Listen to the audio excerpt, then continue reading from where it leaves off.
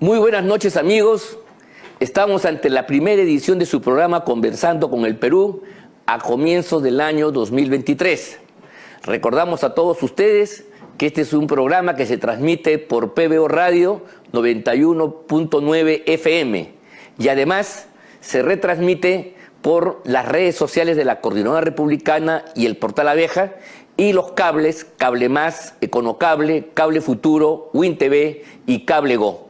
Soy Ángel Delgado y en compañía de Luciano Reboredo vamos a conducir este programa analizando los elementos más importantes de la semana y la perspectiva de la que se viene. Muy buenas noches, Luciano. Tu saludo al público con el cual nos reencontramos luego de las fiestas de fin de año. Ángel, buenas noches amigos, aquí en este programa primero del año 2023. Para empezar el análisis político y de la situación nacional que no ha variado mucho, ¿no? Han vuelto los conflictos sociales. Bueno, nosotros, acuérdate tú que el último programa que hicimos señalábamos que los conflictos habían quedado en alguna medida encapsulados, retenidos, y esa explicación fundamentalmente era por el ambiente, por las condiciones, por las fiestas de fin de año y las fiestas navideñas, que siempre, miren, incluso hasta en los conflictos bélicos hay treguas y hay un apaciguamiento natural y casi espontáneo. Entonces, no es que la situación ha dado un giro, un cambio, pasado de una etapa a otra, sino se produce exactamente una tregua marcada claramente por paréntesis que tienen naturaleza festiva en lo fundamental. Pero culminado ya este proceso, y ahora sí estamos ya terminando la primera semana del año 2023, un poco empieza a reactivarse la actividad política y las características de la etapa anterior, es decir, inmediatamente posterior a la caída de Pedro Castillo tras su fallido golpe de Estado y el ascenso de la señora Boluarte, abrió una etapa de conflictos, especialmente en algunas partes del sur y la sierra central del país, con mucha violencia, con muchos muertos incluso que tenemos todos que lamentar. Esa situación en alguna medida se ha relanzado, se ha vuelto a poner en vigor luego del día 4, en el cual había un anuncio que generó inclusive más zozobra, más preocupación, incluso temor por parte de mucha gente. Dejaron de venderse pasajes, las líneas aéreas cancelaron sus vuelos, se alteró en realidad la vida económica del país normal, natural, y esto entonces es lo que ha marcado, digamos, a partir del 4, de jueves 4, la tendencia. En algunos lugares se ha decretado paros indefinidos, como en Puno y en otras partes de la República, con distintos grados de violencia. Hasta la fecha no tenemos ningún muerto que lamentar, pero eso no debe llevar a ningún tipo de regocijo ni complacencia, porque tampoco es dable que por la no acción de las fuerzas del orden, me refiero a los policías y militares, que en cumplimiento de la Constitución tienen que restablecer la tranquilidad pública, se permita pues que las carreteras estén bloqueadas, que las ciudades estén desabastecidas, que los comerciantes y la gente sencilla no pueda llevar a cabo sus actividades por la presión que se viene dando por parte de estos grupos levantiscos, provocadores, subversivos incluso, que si bien, repito, todavía no han desarrollado a magnitud una escalada como la que hubo a fines del año pasado, su acción violentista y su plataforma es exactamente igual. Por esa razón, entonces, la pregunta que tenemos que hacernos, y con eso quiero inaugurar ya este diálogo contigo, es ¿hasta cuándo el país va a soportar estas graves alteraciones a la normalidad, a la tranquilidad pública?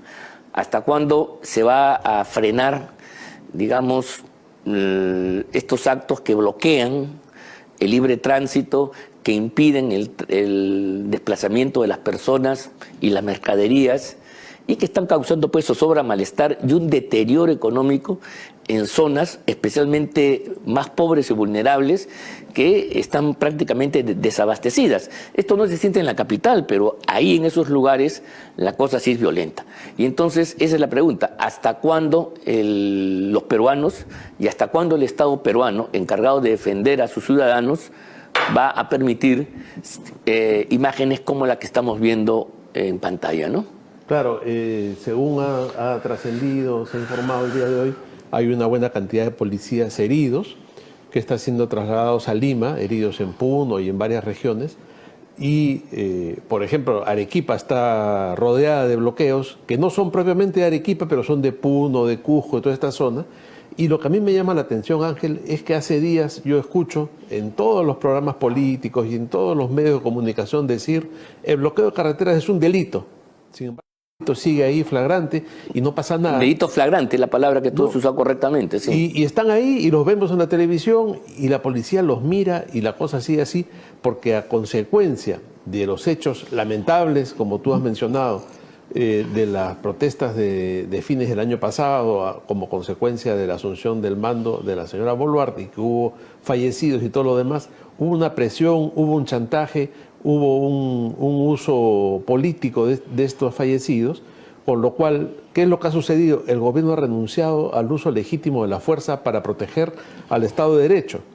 Y entonces ahora estamos en una situación que es bastante curiosa, ¿no? El día de ayer ha circulado un video en que se ve cómo un grupo de vándalos incendia un camión de la policía y los policías miran y no pueden hacer nada porque les han dicho que no usen sus armas, que no usen ningún tipo de bomba lacrimógena ni nada de esto. Entonces, ¿para qué va la policía? Para ser herida, para ser víctima de estos salvajes que usan todo tipo de armas hechizas y de piedras y hacen incendios. Esto puede terminar muy mal y sería incluso hasta un suicidio político de Dina Boluarte si no retoma las cosas como deben ser, que es poner cada cosa en su lugar. No se trata de abusar de la población, no se trata de, como dice constantemente, sobre todo la gente de la izquierda, de criminalizar la protesta. No, para nada. Para nada, eso no es protesta. La protesta no está criminalizada y eso es una mentira que hay que descartarla. Así es. Y aprovechamos estas redes y este canal para decirlo con todas sus letras. La protesta en el Perú es legítima. Es un derecho. Salvo que algunos de ustedes, amigos, crean que lo que está pasando y lo que estamos viendo y los policías heridos y los muertos y el desabastecimiento de ciudades, la destrucción de aeropuertos, de bocatomas, de agua, de centrales eléctricas, es protesta. Claro, es protesta. Si es protesta, entonces estamos... O destrozar un aeropuerto que nos va a costar millones de soles repararlo como el de Arequipa. No, y va a perjudicar primeramente a la ciudad, a la zona, a los usuarios, que es la gente que vive en ese lugar. Claro. O lo que pasó con la Leche Gloria, ¿no? Una empresa de propiedad privada destrozada, incendiada, y que hasta ahora no logran reponerse de los 2.500 productores pequeños de leche de Arequipa, que eran sus proveedores, ¿no? Sí. Entonces, ¿quién se perjudicó? Es un desprotesta. No, por eso, entonces, pues puede haber protesta, mira tú, para exigir que el Estado haga un aeropuerto en una zona que se considera aislada, se entiende, y el reclamo es tener pues una comunicación adecuada, o que le pongan agua de desagüe, que le pongan electrificación. Eso es legítimo. Lo que es no solamente ilegítimo, sino además inadmisible, criminal, es que la gente destruya su electrificación, su sistema de agua potable, sus carreteras y sus aeropuertos. ¿Dónde ha visto usted una protesta con esas características? Claro. Bueno, protestas eran las marchas que se hicieron contra Pedro Castillo, contra la corrupción de Castillo y contra esas marchas en las que no hubo ningún muerto, no hubo ninguna pérdida de la propiedad privada ni pública, claro. No se destruyó nada, la gente iba, terminaba en un meeting y ahí cada uno a su casa, ¿no? Entonces ahí obviamente la policía no tenía nada que hacer, salvo cuidar a las personas. Y claro, era ahí el rol de protección, pero lo que pasa es de que la protesta democrática y legítima, ya que hemos centrado este tema, tiene como propósito enviar un mensaje a una opinión pública para generar un hecho político advirtiendo de una cosa que quizás no se dé cuenta. Por ejemplo, a veces la gente no se da cuenta y hay un problema. ¿Qué pasó? La protesta ha permitido poner en primer plano un hecho que había quedado relativamente oculto. Entonces, la protesta es eficaz cuando impacta en la opinión y genera un consenso favorable, inclusive ayuda a resolver esa demanda inconclusa, insatisfecha. Pero aquí no hay nada de eso.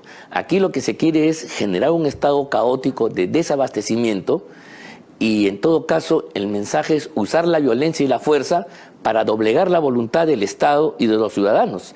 O sea, nada más antidemocrático que una manifestación que destruye, que bloquea, que impide el ejercicio de los derechos ciudadanos porque lo que está afectando ya no es la conciencia, sino la voluntad de la gente a hacer algo. Entonces lo que quieren ellos es doblegarnos, quieren asustarnos, exactamente como el criminal que nos pone una pistola en el pecho para que entreguemos algo o digamos algo que él quiere escuchar. Entonces, ahí no hay ejercicio de ningún derecho, simplemente hay una coacción del derecho ciudadano a, qué sé yo, a tener su propiedad, a comerciar, a trasladarse, que es bloqueado por una intervención extraña que está invadiendo la esfera de su libertad.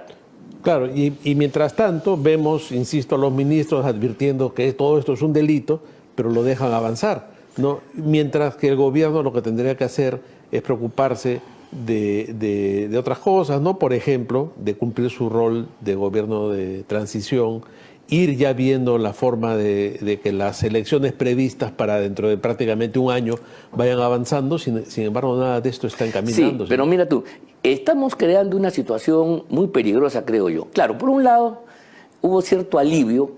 En la noche del 4 yo vi a los comentaristas en varios programas diciendo que no se había reproducido la violencia, de que no había tenido la magnitud que tuvo efectivamente. Es que han iniciado un proceso, eso va a continuar. Exactamente, pero eso es una ilusión, señores, eso es un espejismo, y hay que decirlo aquí con todas sus letras. En primer lugar, que como todo proceso tiene un inicio, claro, y todo inicio es todavía lento.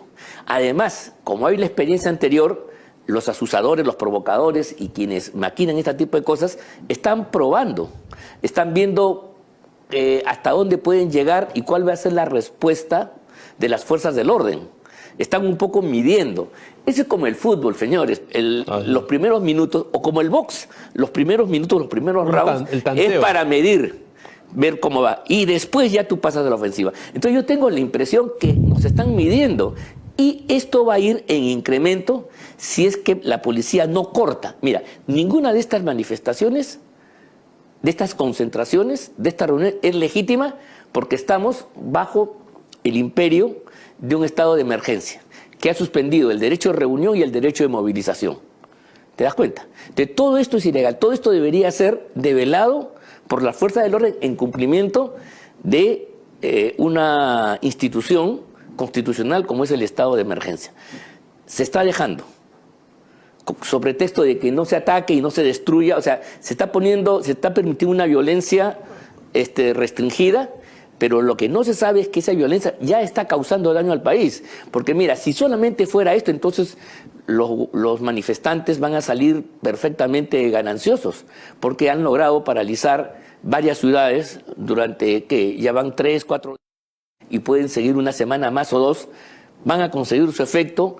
Y claro, el hecho de que no haya víctimas que lamentar no significa es un triunfo de la democracia, del Estado de Derecho, sino su capitulación, porque el objetivo de paralizar, generar zozobra y miedo por parte de esta gente está conseguido. Ahí está, mira cómo está la carretera tomada y la policía aparentemente no está haciendo lo suyo para restablecer el libre tránsito en ese caso concreto. Y tampoco es que haya mucha gente, como tú verás. Ahí son cuatro, sí, pues 4 gatos, ¿no? O sea, porque para cerrar una carretera tú con 20, 30 personas avesadas, unas piedras y ya está. Se acabó, tiras un árbol y se acabó. O sea, estamos invirtiendo las cosas y estamos permitiendo que nuevamente la violencia empiece a germinar y claro, agarre su punto más alto, por ejemplo, de aquí a una semana, 2 semanas. Esto va a ir creciendo, va a ir avanzando.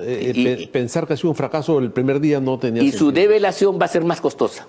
Porque si esto se para al comienzo, incluso los promotores van a tener más cuidado. Pero si ven que no pasa nada, están ganando confianza, se están entrenando, para decirlo de un modo determinado, y entonces la cosa resulta bien problemática. Aquí enorme responsabilidad del Gobierno Nacional Boluarte y sus autoridades, que otra vez más, su principal deber, como el de todo Estado, en todos los lugares, en todos los tiempos, es proteger a sus ciudadanos, proteger a quienes somos víctimas de este tipo de cosas.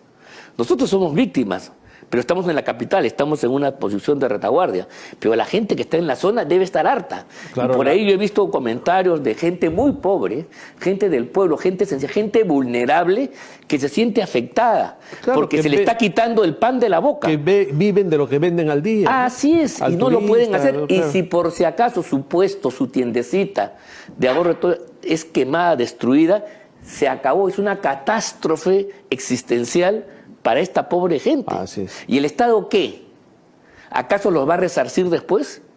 ¿Les va a dar créditos, les va a dar facilidades, les va a reponer cosas? Eso es lo que hace un Estado. Mira, y digo el Estado sin apellidos, porque si estuviéramos en el comunismo, tampoco se permitiría, como no lo permitió Stalin, como no lo permitió Fidel Castro, Enver Hoxha, ni Mao en la China. Cuando hay revueltas que ponen en cuestión, en peligro el orden de ellos, todo. aplanan. Claro. O sea, aquí hay una cuestión. ¿Por qué? Porque los estados tienen que proteger un orden. Por más que el orden sea cualquiera, nos parezca injusto, pero el Estado define. La democracia no puede escapar a esta regla. La democracia, aquella que permite la libertad también de manifestación, no puede ser tan tonta de permitir que su propio discurso termine destruyéndola a la propia democracia. No sé si me estoy explicando bien. Clarísimo, ¿no? Por eso yo hablaba al principio de una actitud suicida en el gobierno, ¿no? Porque están permitiendo que esto avance, va a ir creciendo, va a llegar un momento en que les va a reventar en la cara este asunto. Claro. Y va a ser incontrolable y no sé cuáles van a ser las consecuencias para el gobierno, va a ser terrible. Bueno, yo quería plantearte otro tema. Mientras esto sucede, y repito, está dando una falsa imagen del cual se sacan conclusiones equivocadas, que ya la cosa está dominada, que No, para nada, se está normalizando. Yo creo que no, yo creo que estamos en los prolegómenos de algo mucho más grande, y eso vamos a verlo. Ojalá que nos equivoquemos, pero yo tengo la sensación de que... Coincido plenamente. ¿No? Se está armando esto, así es. y se está armando y va a empezar a avanzar de sur a norte. Así es, esto va en camino, y además ya la gente se va a entrenar, va a agarrar cierto expertise, cierta confianza, y entonces estas cosas van a ir en aumento. Ojalá que no, pero yo creo que sí, lamentablemente. Y mientras tanto, hay que ver lo que está haciendo el Parlamento Nacional. Yo creo que, la verdad, cada vez estoy más convencido, Luciano, de que esto de haber dado un mes para hacer reformas, mira, que no se sabe cuáles son tampoco, ¿no? Unos hablan de grandes reformas, sí, una clase política. Hay para todos los gustos. Otros hablan de cosas mínimas. Y haber postergado para el mes de febrero, ratificar la decisión adoptada, porque en la medida que se trata de reformar la Constitución, por única vez, ¿no?, para recortar los mandatos y adelantar elecciones, tiene que ser ratificada en otra legislatura que alcance 2/3 del número total de votantes. Entonces, este mes que estamos viendo ya con estas características, puede ser realmente complicado, porque, en primer lugar, no hay un consenso sobre qué cosa hay que cambiar. Y una de las cosas que hay que cambiar por encima de todo es el hecho que las autoridades que hicieron las elecciones el año 2021, de tan triste recordación, de sombras, de acusaciones de fraude, de comportamientos totalmente inexplicables, que dio lugar a la ruptura, acuérdate tú de la gente del jurado que tenía opiniones distintas, etcétera, etcétera. Esa gente pretende hacer las elecciones del 2024. Sería una locura absoluta. Sí. Pero eso es lo que ya está viendo. Y hay gente como Tuesta, que sale ayer en los medios, a decir que eso es fundamental, que se mantenga. Que se mantenga. O sea, la gente del sistema electoral, ¿no?, está por encima del presidente de la República, está por encima de los congresistas, ¿no?, que están dando un paso para recortar su mandato, no porque hay una ley que lo exija, sino para dar una salida política al país. Y entonces estos funcionarios de tercera, cuarta categoría, que están atrincherados en sus puestos, ya han tenido tan mala performance, se están negando en absoluto a hacerlo. Esto, y están generando una opinión como que el Congreso quiere intervenir, quiere manipular, cosa que es totalmente falso. El Congreso no va a elegir a los miembros del jurado y de la OMPE, como tú sabes. Eso tiene sus propios caminos, su procedimiento. Pero es importantísimo que en este nuevo comienzo democrático, con las nuevas elecciones, no pueden estar los mismos protagonistas, por favor. Si estamos diciendo que no va a estar la presidenta, no va a estar el Congreso, ¿por qué diablos va a estar el Jurado Nacional de Elecciones, la OMPE y la RENIEC? Creo que eso es elemental. O nos estamos equivocando. Eso precisamente garantiza un reinicio de todo, un reseteo de las elecciones y de todo, y un nuevo gobierno elegido en nuevas condiciones. Tú has mencionado a Tuesta, y hay que recordarle a nuestros oyentes y a quienes siguen el programa que Tuesta justamente es uno de los responsables de las reformas que hizo Vizcarra y que nos han llevado a esta situación. Sí, claro. Él fue el que presidió esa famosa junta de notables que la llamó el Lagarto y que hicieron todo este destrozo a los partidos políticos y todas estas reformas electorales. Y además, yo no sé cómo es posible que lo sigan entrevistando sobre estos temas cuando él es asesor permanente del jurado de elecciones. Del presidente del jurado, claro que sí, López Salas Arenas. De Salas Arenas, un asesor muy bien remunerado y que se dedica a ir por los medios de comunicación a defender a su jefe, ¿no? Entonces ha estado en otra radio diciendo que si sacan a Salas Arenas y a Corbeto, entonces que también saquen a la fiscal de la Nación y que también cesen al Tribunal Constitucional. Y de repente al alcalde de Lima también. Claro, ¿no? Entonces a este paso van a sacar a todo, y no es así. No, tú pues. estás explicando muy bien que este proceso se garantiza con un cambio absoluto de las autoridades electorales, Así porque es. la gente tiene esa sensación de lo que quedó un mal sabor de las últimas elecciones. No todas las acusaciones de fraude, Sí. las cosas irregulares que se vieron, las cifras raras, que no había actas. Entonces, para estar tranquilos, Sí. para dar un ambiente saludable a estas elecciones, es lo más correcto. No, además, este es un tema políticamente, eminentemente político, ¿ya? La pregunta es si transgrede o no el orden constitucional y la respuesta es no. No, pues claro, es una Claro, reforma más. estamos ante una situación especial, estamos dando una respuesta especial conforme a lo que dice la Constitución. Tampoco es normal que se adelanten las elecciones, que se recorte el mandato presidencial, nada de eso es normal, pero todo eso se está explicando porque así lo exige el momento político, así lo exige la historia. Y entonces estos caviares que han hecho y deshecho con este argumento, rompiendo inclusive las formas constitucionales, porque por ejemplo cuando ellos sacaron a luz estos audios que había corrupción en algunos niveles del Poder Judicial y del entonces el Consejo Nacional de la Magistratura, Claro, para crear la Junta Nacional de hicieron una Justicia. destrucción de todo, incluso en lugar de culpabilizar a los responsables que estaban identificados por los audios y llamar a los suplentes que No tenían nada que ver. que esta institución tenía y que no tenían nada que ver, como tú bien dices, se planteó todo, hay que renovar todo. ¿Por qué? No había necesidad de hacerlo. Claro. No había necesidad de hacerlo, pero ellos lo dijeron en aras a la renovación política, a tener un nuevo oxígeno, un nuevo aire. Ese fue el argumento que Claro, se usó. y en ese momento Vizcarra tenía arrinconado al Congreso. Sí, el Congreso claro. hacía lo que Vizcarra decía para evitarse el cierre, ¿no? Porque había la permanente amenaza de la cuestión de confianza y todo esto. Hay que recordar el momento Yo político, ¿no? temo, y voy a hacer una apuesta acá en el primer programa del año, de que no hay mucha voluntad para adelantar las elecciones y recortar los mandatos. Y aquí se juntan voluntades de todo tipo, de los más extraños. Voy a explicar. Primero, la señora vicepresidenta, si fracasa Se queda feliz.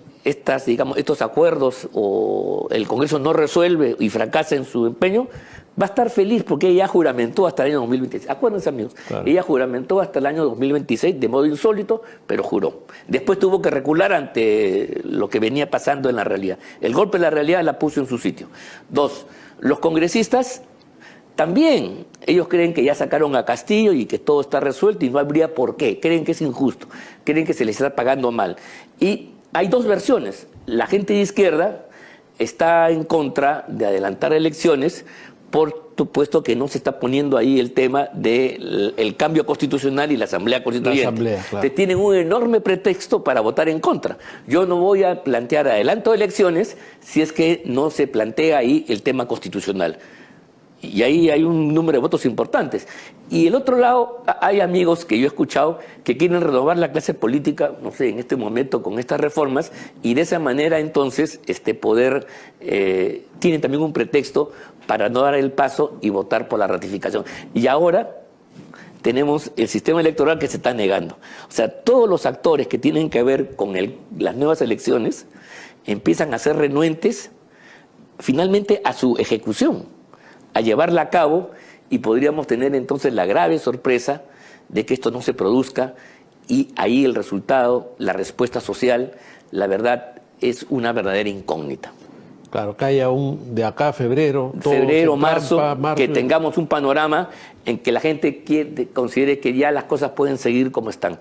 Sería un gravísimo error una ceguera, pero mira tú cómo los intereses inmediatos están obturando la perspectiva general de lo que más le conviene al país. Mira tú, hemos llegado ya mira, el tiempo pasa volando. Pasa volando. Hemos llegado al final de la primera parte de nuestro programa Conversando con el Perú. Vamos al corte comercial y volvemos después de estos anuncios.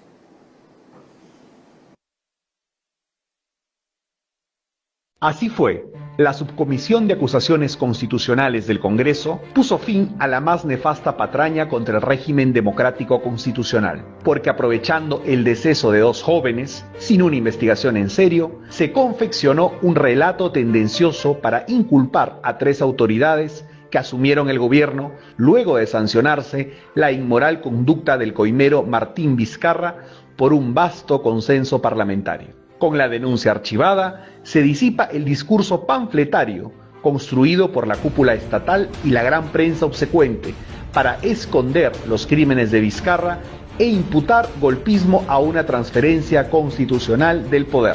Entre el llanto de extremistas y caviares, se ha desechado esa pseudo-memoria colectiva destinada a generar un sentido común antirrepublicano, capaz de erosionar las bases mismas de la democracia peruana. Se hizo justicia. La Coordinadora Republicana es un espacio público de la sociedad civil que agrupa ciudadanos que, con independencia de sus particulares posiciones políticas o ideológicas, defienden y promueven los valores republicanos, los principios democráticos y la vigencia del Estado constitucional de derecho, rechazando cualquier intento de desconocerlos, reducirlos o desvirtuarlos. La Coordinadora Republicana se opone a las políticas que, primero, pretenden sustituir las instituciones y el procedimiento democrático por la presión de las turbas callejeras.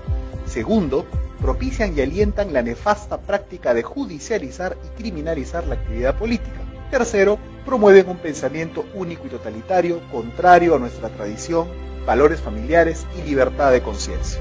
La Coordinadora Republicana defiende los valores del Perú.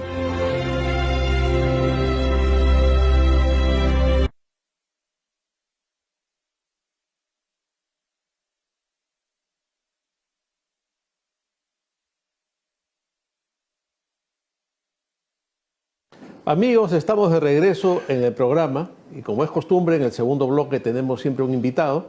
Hoy día tenemos el gran privilegio de tener a un gran amigo y además a un brillante analista como es el periodista y analista político Hugo Guerra Arteaga. Luciano, mucho gusto de estar contigo. Ángel, como siempre. Estás? En primer lugar, feliz 2023, es lo menos que podemos decir. Ojalá que sea un y ojalá que sea así. año. Al menos mejor que el 22. Pero hay que estar prevenido de todos modos. Va a ser un año particularmente duro porque tenemos un reto. O consolidamos la paz nacional o nos desbarrancamos en una guerra sistemática, prolongada, sumamente peligrosa. Hugo, tú fuiste uno de los primeros, si no el primero, que tuvo la visión del peligro en el Perú de un desborde de violencia. Yo recuerdo que a los inicios del gobierno de Castillo, tú alzaste la voz diciendo que había el peligro incluso de terminar en una guerra civil, ¿no? Cuando había este desborde desvergonzado de corrupción en el gobierno y había la agitación que hacían a través de estos gabinetes descentralizados y se veía venir todo este asunto, pero este gobierno cayó y estamos ahora frente a otra ola de violencia y se ha desenmascarado, ha quedado en evidencia que esta violencia tiene varios matices, ¿no? Por un lado, el matiz subversivo de siempre por la presencia de Movadef y de grupos extremistas, pero también ha salido a la luz algo que mucha gente no tenía claro y es esta tendencia separatista, esta influencia boliviana, esta influencia que viene de ideologías vinculadas al Foro de Sao Paulo y que están poniendo al Perú ante una situación bastante complicada, ¿no? Esta gente que fundamentalmente, pero hay más, en la zona aymara de Puno, está hablando del gobierno peruano como un gobierno extranjero, hablando de la República del Sur del Perú, hablando del Perú colonial, ¿no? Entonces, tú, recuerdo claramente, hiciste una presentación a raíz de esta denuncia de traición a la patria contra Pedro Castillo por el entreguismo y por su posición respecto al mar de Bolivia, donde ya alertabas también sobre esto. Entonces me parece muy interesante que nos puedas ampliar un poco tu visión sobre el asunto. Gracias, Luciano, Ángel. En realidad, todo parte de un análisis anterior, ¿no? Cuando uno estudia la historia del Perú, tiene que entender que gran parte de lo que nos enseñan en los colegios, en las universidades, es una farsa, es una ficción. No nos enseñan la historia real. Así es. Pero cuando uno revisa, por ejemplo, la historia de los pueblos anteriores y las culturas, incluso civilizaciones anteriores a los incas, se da cuenta de que hubo un proceso largo de mestizaje que es anterior a la llegada de los europeos. Y parte del mestizaje que se da es de los quechuas, mal llamados incas solamente eran la élite, sobre los aymaras en la zona del altiplano que ahora es Bolivia, en el norte de Argentina, el norte de Chile y el sur peruano. El pueblo aymara es un pueblo que se puede rastrear en la historia con más de 3.000 años de antigüedad, actualmente compuesto por unos 2,5 millones de personas, que tiene identidad propia, tiene lengua propia, tiene criterios lógicos bastante sui generis, y que nunca llegó a ser plenamente dominado. Respecto a eso, pasa en el transcurso de la dominación primero quechua por métodos violentos y son sometidos. Luego llegan los españoles y en general los europeos y forman el circuito minero del sur peruano y el alto andino boliviano.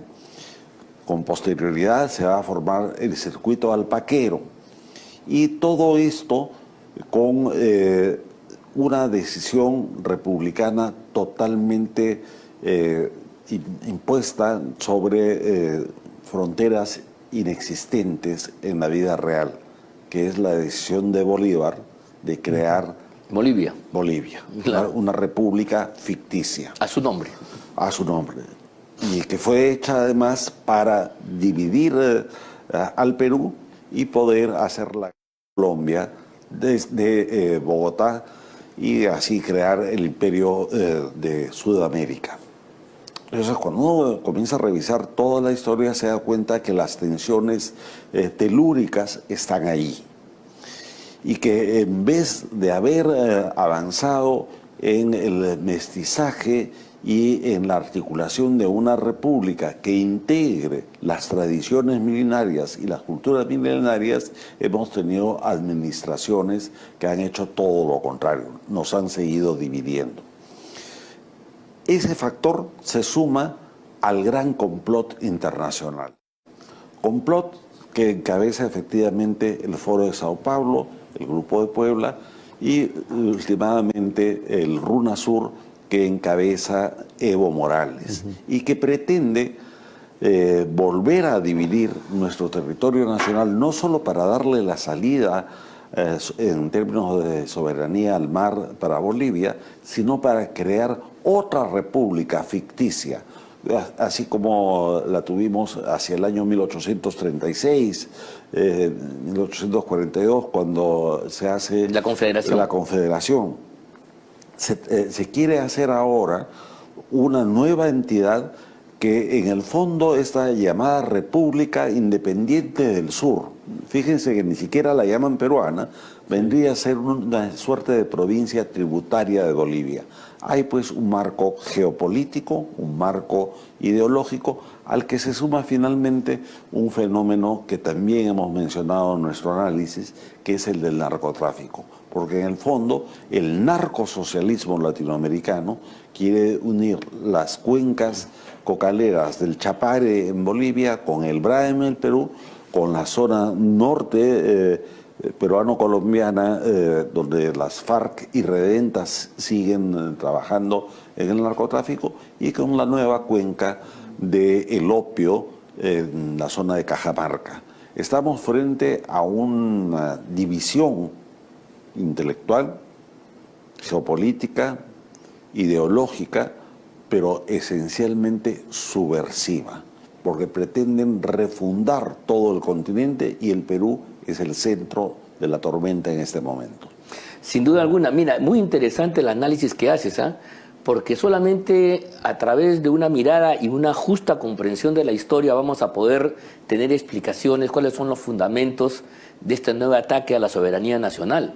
Porque lo que estamos viviendo es una especie de jaque a nuestra identidad, al proceso de construcción republicana del Perú, con todas las dificultades que ya en otras oportunidades hemos señalado, pero mal que bien, pues tenemos 200 años de independencia, también tenemos 200 años, el año pasado el Perú optó por la república y es una república que siempre se fundó sobre el entendido, los padres fundadores así lo dijeron, de integrar los distintos componentes étnicos y sociales y fundar una nación nueva.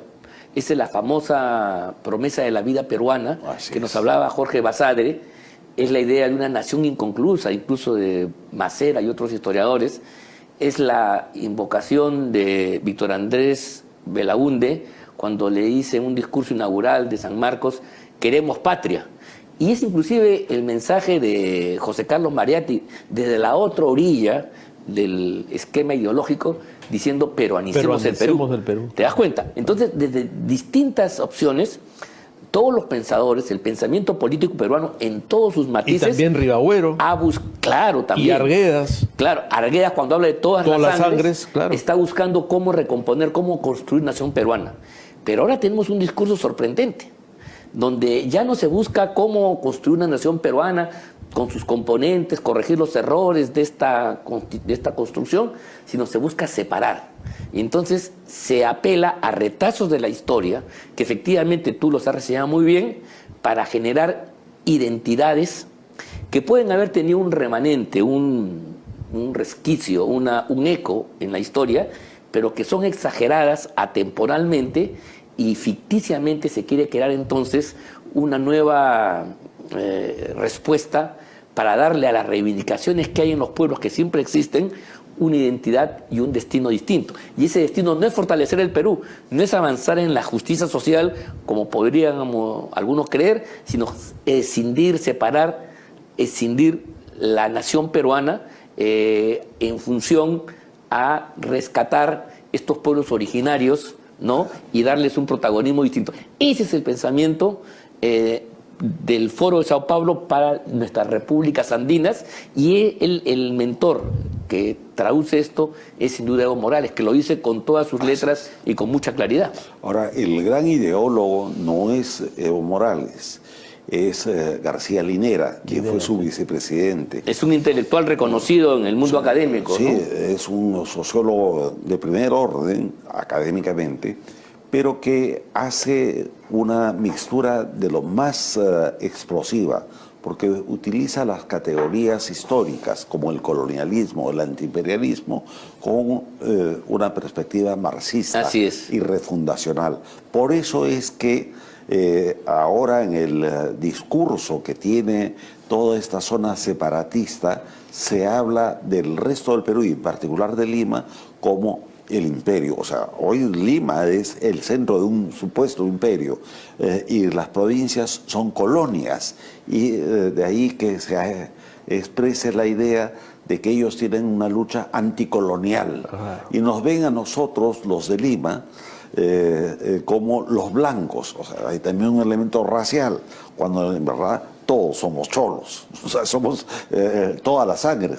Y Lima es lo más provinciano que puede haber en relación al resto del país, porque acá confluimos de todas las partes. Ellos niegan el mestizaje. Niegan el mestizaje. Ese es el tema de fondo. Ahora, mi preocupación en este momento es que todo este discurso separatista, primero, ha cobrado formalidad.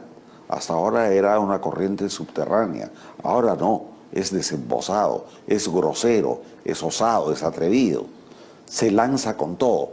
En pleno siglo XXI, hablar de separatismo nos hace retrotraernos a lo que seguramente se discutió en el siglo XVIII, a principios del siglo XIX, con mucho.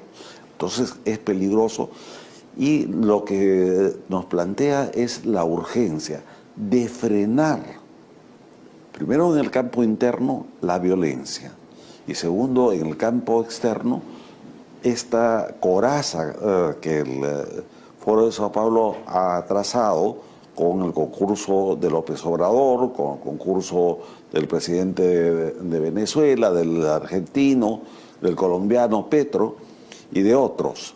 Porque si no frenamos la violencia subversiva con metodología terrorista que ustedes han conversado y han descrito muy bien en la primera parte del programa, nos arriesgamos a algo que puede ser muy complicado y que, por ejemplo, ya lo ha vivido España.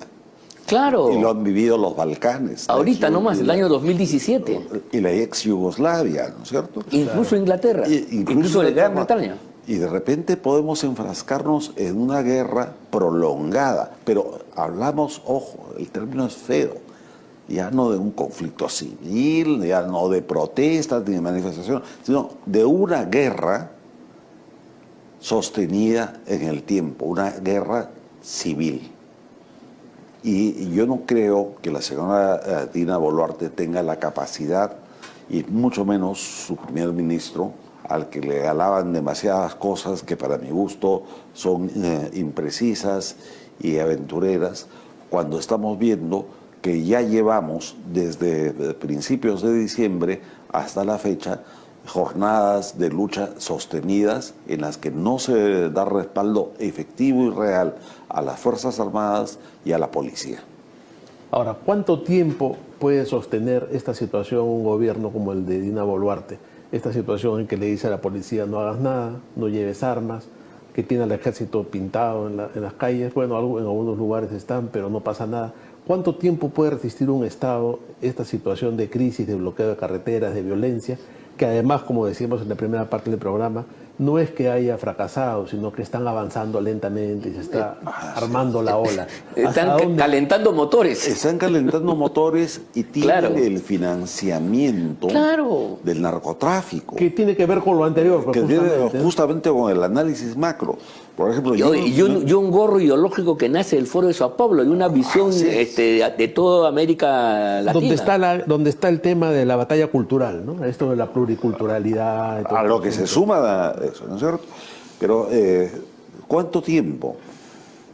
La pregunta ¿es sostenible un país con sus Fuerzas Armadas movilizadas de esta manera?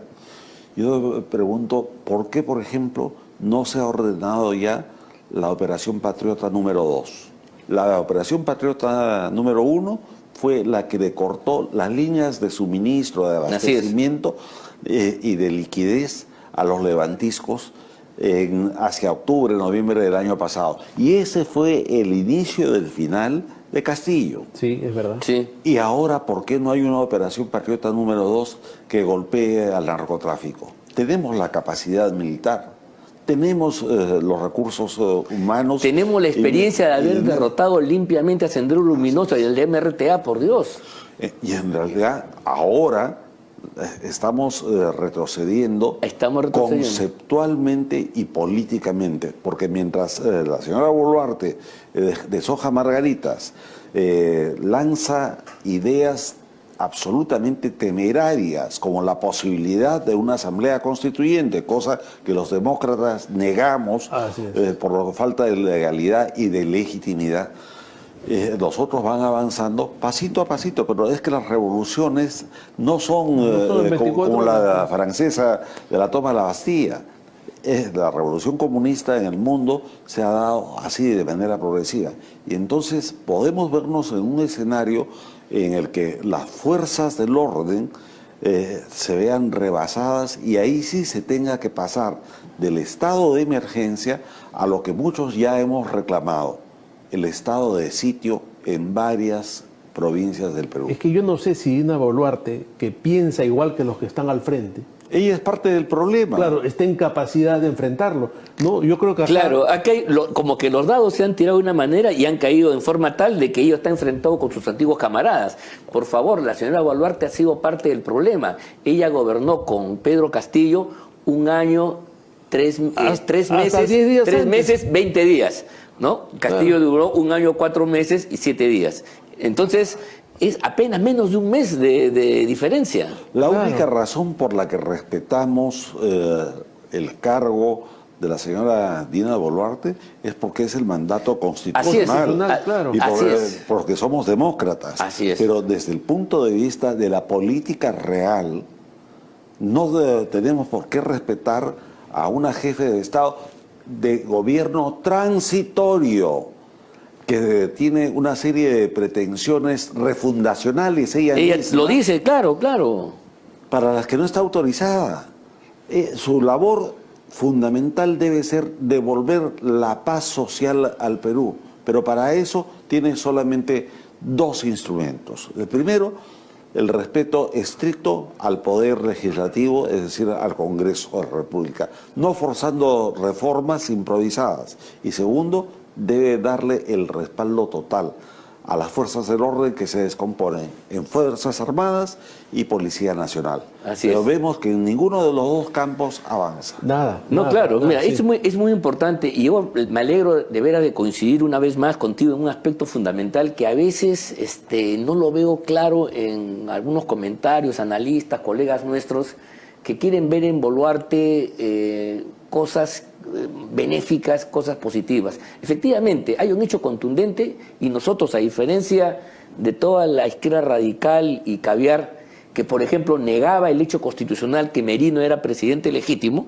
nosotros decimos que sí, la señora Boluarte es la presidenta legítima porque por la regla constitucional le toca a ella y punto. Claro, claro. Que no me gusta nada, por supuesto, pero la reconozco como un poder, como una autoridad legítima.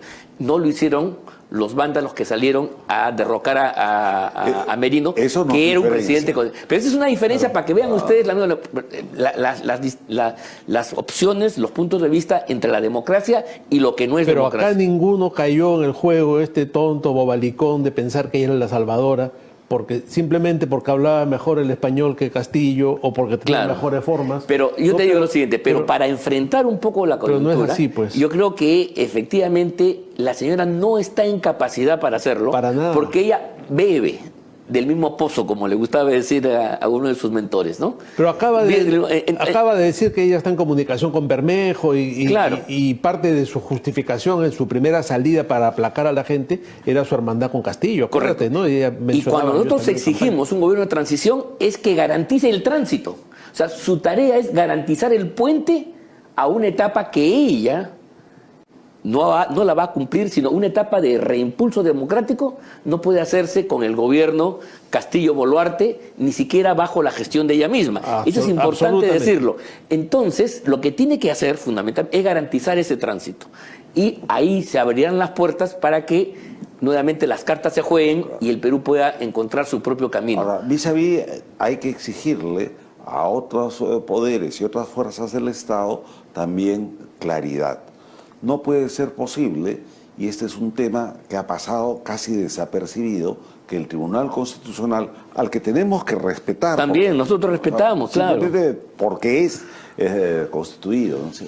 Constitucionalmente, pero se atreve en una sentencia a decir, a sostener que por razón de la dignidad humana todos los sentenciados por terrorismo pueden ser reinsertados en la vida política y social y pueden postular a cargos de elección pública.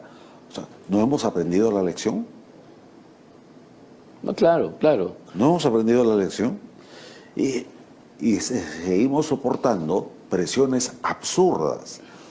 Cuando la ley es clara respecto al uso legítimo de la fuerza, no habla de proporcionalidad antojadiza. Sin embargo, hasta el día de hoy, y vamos que 15 días, 20 días de subversión terrorista, las fuerzas policiales no pueden utilizar las armas que el Estado les ha dado como monopolio.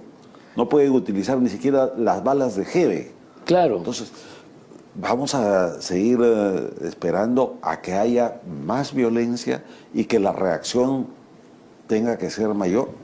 Yo creo que quienes estamos en la oposición democrática, pero racional, debemos exigir reformas profundas, que yo no sé si nos va a dar tiempo para llegar a un proceso de elecciones tan adelantadas como abril de 2024. Es que la reforma profunda quizá tendrá que hacerse no hay tiempo, ya ¿no? en la forma de gobierno, pero lo que tenemos que analizar son reformas que permitan, digamos, que no se reproduzca la lamentable situación de las elecciones del año 2021. Ese formato de elecciones no puede llevarse a cabo, donde no haya cómo verificar el resultado cuando tú ves que en muchas actas de un lugar el candidato X gana 200-0 y no hay más. ¿Te das cuenta? Ese tipo de cosas no puede darse. Advertido, Luciano, Ángel, un problema mayúsculo. Si uno pone las reformas mínimas indispensables del sistema político, del sistema electoral y del sistema parlamentario, digo las reformas mínimas, y del otro lado sobrepone el calendario de elecciones para el 2024, no hay humanamente tiempo. Entonces creo que una de nuestras labores ahora es advertirle a la nación: no sigan presionando con el que se vayan todos y que elecciones ya. Esa es parte del juego marxista. Claro. Esa es parte del juego de la presión subversiva. Si queremos un cambio, vamos a necesitar el tiempo que sea indispensable. Y sobre todo, lo razonable es eso. Pues, y sobre todo el tiempo para que las elecciones tengan una calificación totalmente diferente y superior a lo que ha habido. O sea, tenemos que tener elecciones de verdad. Las elecciones del año 21, recuerden ustedes, amigos, fueron elecciones con cuarta ola en el marco de la pandemia. Teníamos atrás nomás la nefasta cuarentena de Lagarto Vizcarra, que destruyó el país, que quebró el ánimo de la gente. Fuimos a unas elecciones con muy poca comunicación. ¿Te das cuenta? Y en ese contexto es que se produce el ascenso de Castillo de modo totalmente sorpresivo. Y podríamos ir a elecciones si sigue esta ola subversiva terrorista, con aeropuertos intervenidos, con carreteras cortadas, con violencia ciudadana. No habría elecciones en una parte del país, obviamente. No se podría. Por eso digo, estamos cayendo eventualmente en el juego del relato, en el juego del concepto marxista de exigir elecciones ya, por así dice la frase, elecciones ya y que se vayan todos. Cierren el Congreso, cierren el Congreso, todos, sí. Asamblea Constituyente. ¿Nos da el tiempo siquiera para tener elecciones, aún si tuviésemos que mantener a la sarta de inescrupulosos, ineptos y cuestionados que están hoy día? O sea, no hay tiempo. Yo tengo la gran preocupación de que se está vendiendo una ilusión que cuando haya que pinchar el globo de esa ilusión, el desborde... Va a ser muy grave. La violencia podría incrementarse. Sí. Ahí se está generando una expectativa que puede ser fatal. Claro.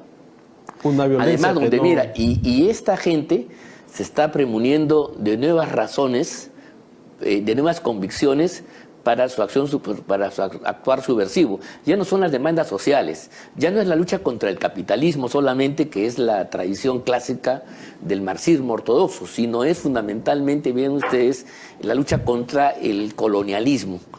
Entonces, ahora las luchas van a ser luchas nacionales, coloniales, temas raciales, donde los temas étnicos, culturales, van a tener un papel fundamental. ¿Saben cómo le llama el comunismo a la violencia subversiva ahora? La guerra de liberación. Así es, claro. ¿Cierto? Bueno, hemos llegado, bueno, Hugo, vamos a tener que conversar este tema. Yo creo que este es un tema central, vamos a seguir en este programa, pero ya nos hacen el aviso correspondiente que este programa ha llegado a su final. Ha sido un gran programa de veras para iniciar el año. Vamos a ver cómo viene. Decirles a todos ustedes muchas gracias por su atención y recordarles que este es un programa que se transmite por Radio PBO 91.9 FM, las redes sociales de la Coordinadora Republicana, el Portal Abeja y los cables, Cable Más, Econocable, Cable Futuro, Win TV y Cable Go. Nos vemos la próxima semana. Muy buenas noches y muchas gracias.